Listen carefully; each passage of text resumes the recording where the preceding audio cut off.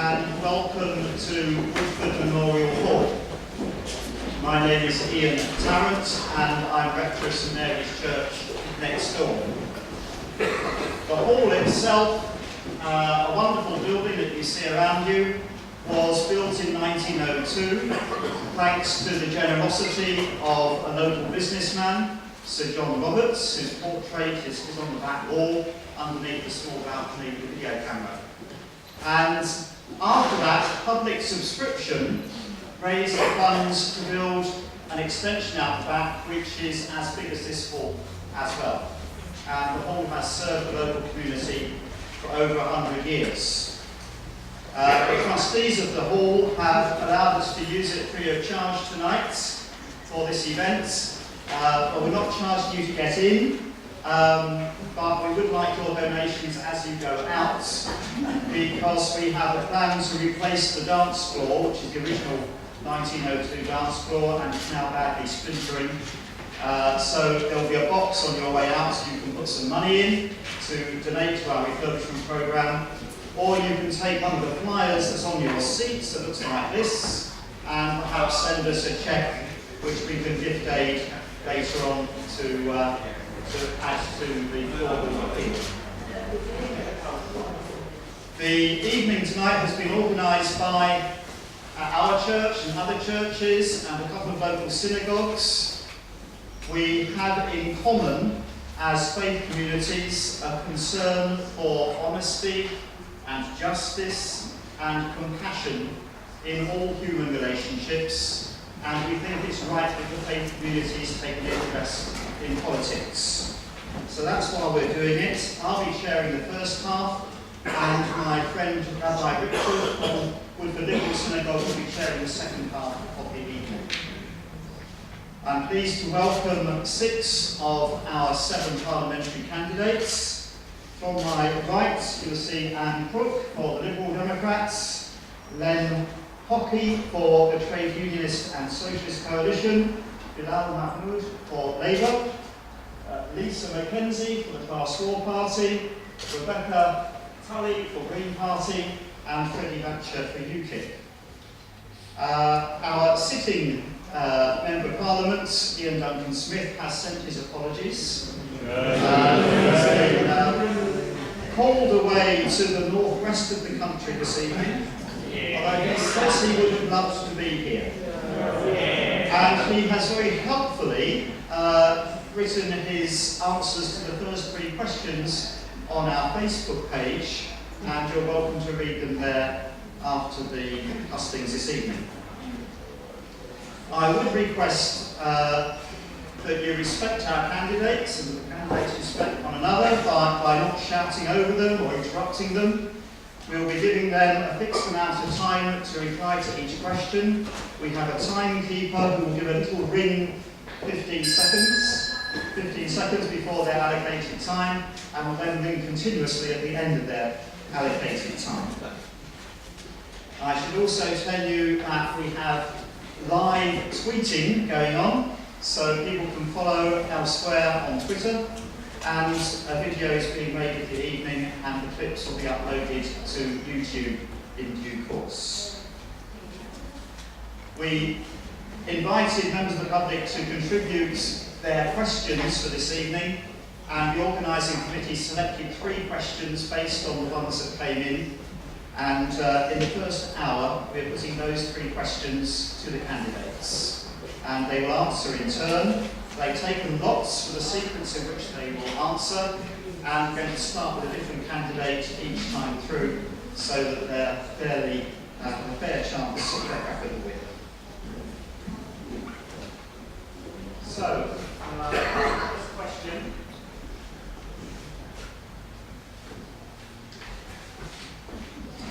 First question this evening is this: how will your policies address the serious issue of poverty and benefit the poor? And the first candidate to answer that is Len.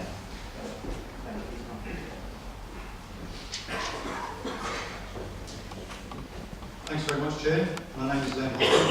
I'm a porter at Woodford Hospital, where I'm proud to say I've worked, albeit low-paid work, for the last last 26 years, during which time I've been involved in and/or led campaigns against the destructive effects of successive Labour and Tory governments in relation to our National Health Service. They include the internal market, the setting up of foundation trusts, and of course the pernicious effect of PFI, which I believe must be scrapped if our health service locally is to be saved. TUSK's starting point is quite simple, and it's a record of opposition to and a preparedness to vote against all cuts. Chair, this is a rich country, the fifth richest on the planet. Austerity is essentially a lie, pushed by the establishment parties. It's neither necessary or inevitable, but it is a political choice. It's made on behalf of and in the interest of the super rich is our intention. Labour said they opposed the Tories, but they voted with them for another £30 billion worth of cuts to take place over the next 3 years. UKIP wanted, by the way, 35 billion. And what would you expect from a party led by a banker? While the Greens give out anti-austerity rhetoric, the truth of it is that in Brighton, where they have power, they have voted through £50 million worth of Tory cuts. If elected, I call for a £10 an hour minimum wage immediately, and without any exemptions. Our young people don't get lower bills and have lower food costs because of their age. And an end to the scandal of poverty pay where workers are reliant on in-work benefits. In effect, a top-up of billions of pounds from taxation to subsidise poverty, wage-paying employers engaged in a vicious race to the bottom that divides the old from the young and promotes division also along racial lines. TUSK stands for trade union freedom, freedom to organise against low pay, for repeal of the anti-union laws which are designed to keep workers poor. We support workers who, where necessary, defy these laws to defend their jobs, pay and their communities. I will support the abolition of the scourge of zero-hours contracts, the permanent contracts of employment and the revocation of the fees to access employment tribunals, yet another barrier erected by the billionaires to deny justice to the millions. If elected, I will call for a massive programme of useful public works, and aren't there enough jobs to be done, including infrastructure, hospitals, schools, for the creation of proper jobs with training, trade union rates of pay, and which would generate much needed tax receipts and national insurance contributions. TUSK would end the waste of contracting out and privatisation, returning services in-house through nationalisation and compensating companies only on the basis of the programme needs. Thank you.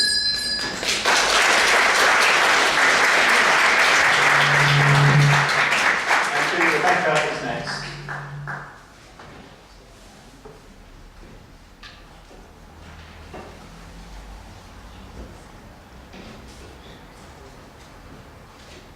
Okay, hello. Our policies respect people and make financial sense. An independent audit, I've got a visual for you to start. That's us.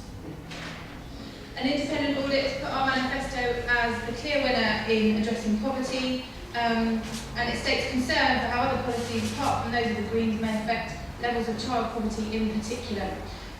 We will focus on a living wage, housing, energy costs, cheaper public transport, and enabling people to find work and create jobs for themselves. A living wage. The majority of people in poverty are working. We will increase the minimum wage to the living wage. In London, this is a salary of £18,000. The minimum wage at the moment is just over £1,000 a month, which is about the average rent of a two-bed flat around here. The 500 plus businesses already signed up in London report a gain in their productivity, and we will support the transition with our other economic policies. We'll be reducing housing costs, energy costs through a massive home insulation programme and ending the dominance of the big six energy companies, and cheaper public transport through public ownership. Enabling people to find work and create jobs for themselves. Unemployed people are workers not in work at the moment. Some people will not be in paid work and their contribution will be respected. We'll invest heavily in real secure jobs that will still be here when our children are grown and will move us towards being a sustainable nation and tackling climate change. Reinstate the Independent Living Fund, restore disability living allowances to their previous levels. This will enable independent lives, avoid abject misery, and enable more people to work and earn money. Stop outsource, fit-to-work assessments, unnecessary sanctions, and forced work. They don't achieve what they say they will, as well as being inhumane and costing money. 2.6 million people on incapacity benefit were on incapacity benefit before the changes. This number has not greatly reduced, and we've seen a tiny percentage of job outcomes. Our welfare already is a hardship fund, and current hardship funds are unpublicised and intentionally delayed. Who here thinks they would do well in a job interview in a week where they lose all their income, are treated like dirt by a government employee, and then have to go and beg for a carrier bag of food? There is no such thing as, there's no such thing as endemic worklessness.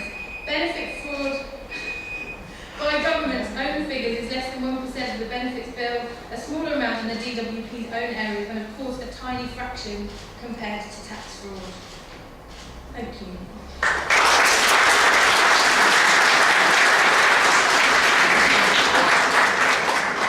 And next.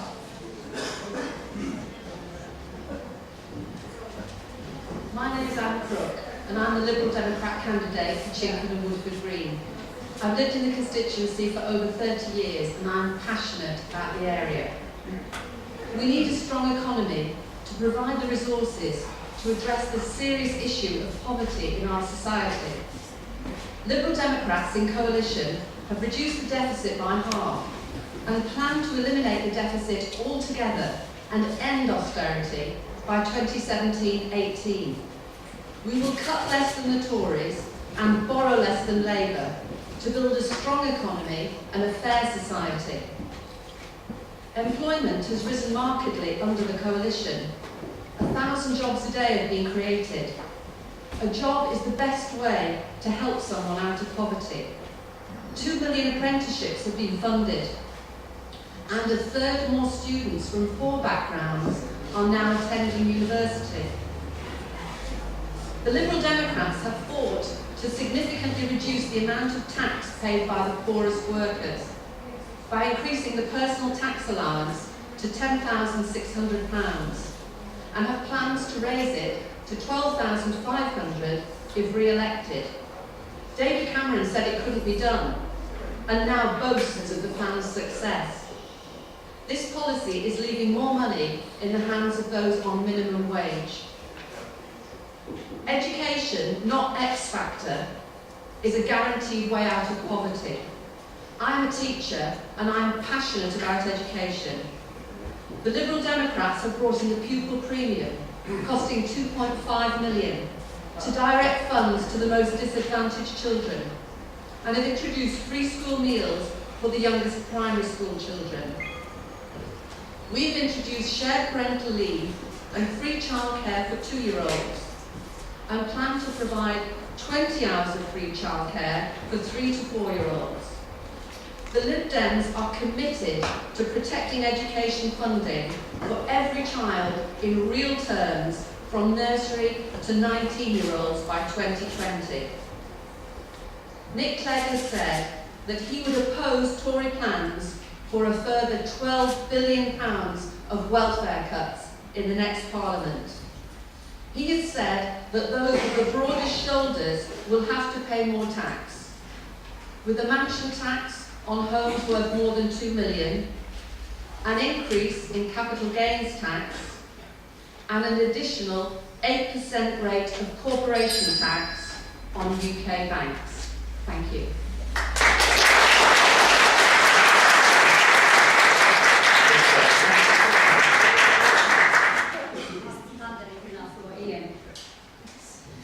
Hello, my name is Lisa Mackenzie. I'm probably you're wondering why I'm even here, but I'm going to tell you. I currently work at the London School of Economics. I am a lecturer there and I'm a sociologist. But that's not where I started in life. I've lived on a council estate all my life. I grew up on a council estate and I know what poverty is. My family were miners and my dad was a striking miner in Nottingham. I remember that year, and I remember not having enough to eat. I remember being cold, and I remember that Christmas when the children in my family had no Christmas presents. But what I also remember about that year is the solidarity of working class people. I remember the post office workers from Liverpool bringing us food. I remember the sugar that used to come from Cuba. So the reason I'm here today and talking to you today is because I'm interested in class politics. Class seems to be a dirty word in mainstream politics today. Labour Party don't even say it. They call us working people. I'm not a working person, I'm a working class person. And unfortunately the Labour Party have let us down. Our policies, I'm not really here to talk about policies, I'm not going to win, I'm going to lose my deposit. But I'm here to talk about poverty and working class people and the way that class inequality is still rampant and rife within our country today. The record of this government really doesn't stand up. This is the record of this government. We have 1 million people who are using food banks. Most of those people are working people or working class people. Homelessness has risen by 55%. There has been a transfer of wealth from the poorest to the richest. That is the truth of this government. And what I want to do today, and what I'm doing in my career, and what I'm doing in my activism, is I'm coming out and I'm saying to people that inequality, class inequality is rife within us, poverty is rife within us. And rather than tinkering at the edges with these policies, what we need a radical change. We need radical thinking.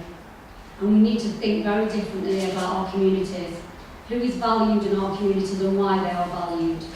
Why is the single mum who volunteers every day in the community centre, why is she being hounded? And I know this because I've done research and I've lived on council estates all my life. Single mums who are volunteering in community centres who are being hounded instead of being valued. Thank you.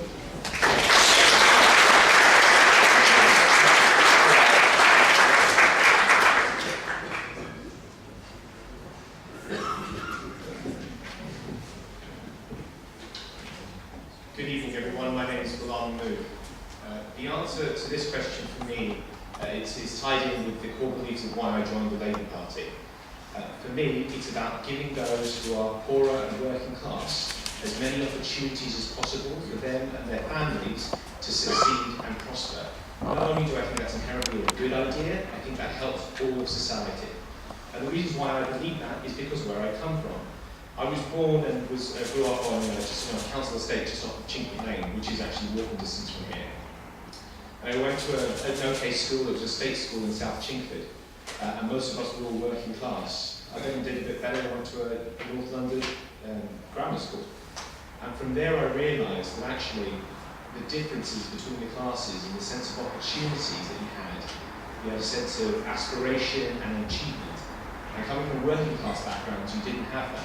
And for me, from that moment on, I realised that the more we do to try and match those and to narrow that gap, the more likely we all are to succeed.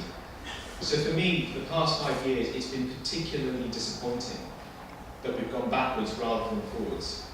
We have 700,000 people currently, young people, who are unemployed. Half the jobs locally in Chingford and Woodford Green, which we normally think of as a leafy, suburban, middle-class place, pays below the London living wage. 1 million people are still on exploitative zero-hour contracts, so even though they're working, they don't have the security of a job. And for those who are truly vulnerable, we've got £12 billion worth of welfare cuts that are coming in the next government.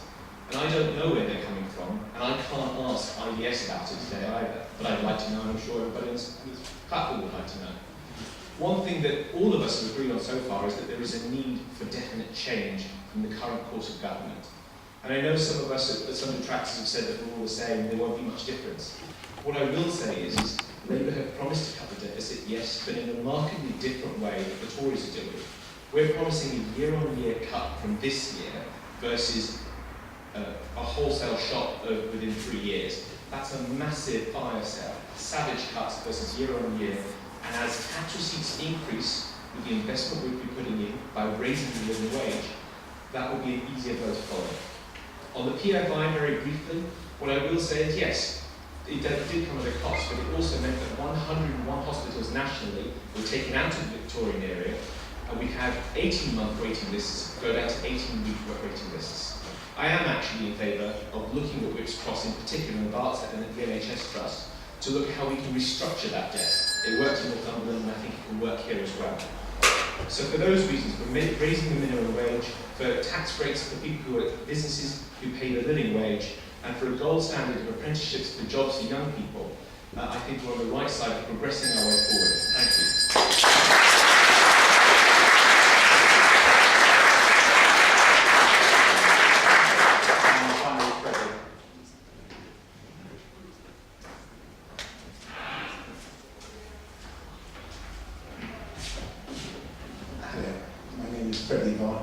I'm the UKIP candidate for Chingford and Woodford Green, where I've happily lived for 30 years and another 5 years in the borough. I was born in India. I lived in India for the first slightly more than a third of my life. I strongly associate myself with it. However, I'm British too. This gives me a perspective which perhaps is denied many other people, and which allows me to perhaps view with more insight and understanding some of the issues which so trouble many of you, and also many of the fellow speakers who you've already had a chance to hear. I've been a teacher, I'm a physicist and mathematician, and numerous other things. I'm also a businessman, I'm also somebody who cares. Lots is wrong with our fractured society. We need to bring them together, not split them apart. UKIP is the only party that analyses the causes of many of the things. Now I'm going to shamelessly draw upon some of my fellow speakers have already brought to your attention. Zero-hour contracts. Well, these things exist, zero-hour contracts, because of the EU. The EU legislation which made sure that part-time workers received pro rata the same amount of money, the same amount of benefits as full-time workers, made certain employers very, very keen to find ways around it, which European law, conceived with good intentions, as the road to hell always is, completely, then they gave them a complete method of getting around this. We have talked here about low pay. Low pay is it's completely an artifact of supply and demand. Supply and demand are currently out of kilter. Through the 13 disgraceful years of Labour misrule in this country, there was continuous denial that immigration had anything to do with this. This is an insult to common sense. Of course it did. When workers came, no one is blaming them. It's very natural they would come from places where wages are low. They would be willing to undercut local workers. This is simply a fact. It's human nature. The workers who have come are not to blame, not at all. They're just doing what is natural. The things that are to blame are the systems which have allowed such abuse to happen on a scale which is unprecedented. It's like water. A little bit of water is good for you. Too much water can kill you. Thank you.